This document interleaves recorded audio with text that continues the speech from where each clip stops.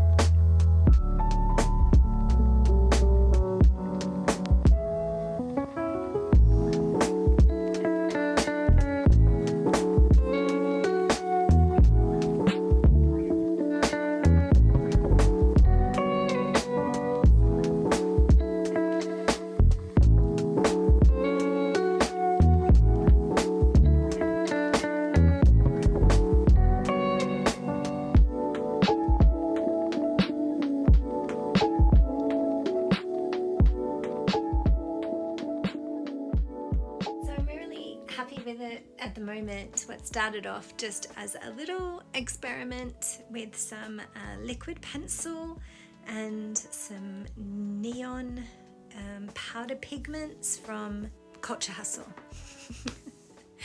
My brain's gone to mush. It's been about 3 hours, I would say, and I'm just going to let that artwork sit there for a little while and come back and show you how we finish it off.